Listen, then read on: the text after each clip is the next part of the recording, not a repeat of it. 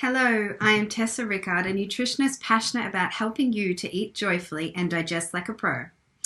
So I'm continuing my series on the microbiome today. I've covered the introduction to the microbiome, dysbiosis, what can go wrong, and today I just want to have a little chat about what does it do? What is this weird and wonderful collection of bacteria that live inside of us? What is it good for?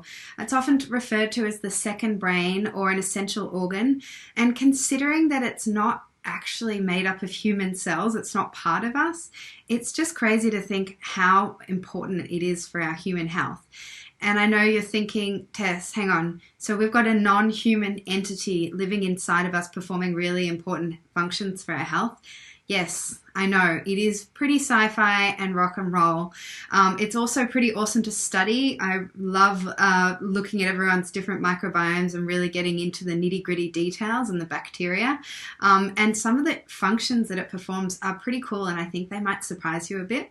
So the first one is that it actually digests fiber. So you know that all-important thing that Australians are not getting enough of, fiber. It's actually indigestible to us. It goes straight through us, and it does help and perform certain functions for us. But really what happens is it gets down to our large intestine, down to our colon, and the bacteria actually ferment and consume it. It's their food source. It keeps them alive and it keeps them healthy and in good numbers, keeps their population up. So that indigestible fiber, as it's fermenting, the bacteria are producing a short-chain fatty acids, which are a byproduct of that fermentation process, and the most important one being butyrate. And what that butyrate and the short-chain fatty acids are doing is they're actually providing an energy or a fuel source for our colon cells, so the lining of our gut. And what they do is they keep inflammation down. They're preventing disease. By keeping all those cells healthy, they're preventing leaky gut or intestinal permeability. And the big picture of this also, by keeping those cells healthy, is that they're helping to prevent bowel cancer. So having plenty of those short-chain fatty acids is super important, which is why fiber is important. And that's one of the really cool functions that the microbiome does for us. So it scratches our back and we scratch its back, basically. Second one is that it helps to regulate immune function. So the human immune system is super complex. It involves many systems and functions, and yet it's estimated that 70 to 80% of immune function and immune cells are actually in the gut.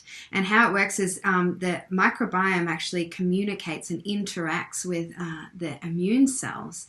And it from infancy right up, it influences the way that our body is reacting to different antigens that it's coming across, and it helps our body to form appropriate responses. So it's basically sort of teaching it to identify things that are safe and things that are enemies, and to form those appropriate immune responses to things.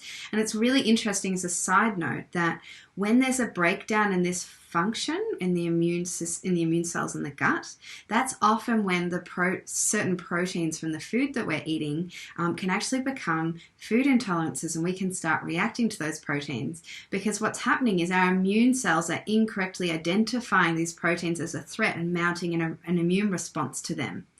So that's super interesting.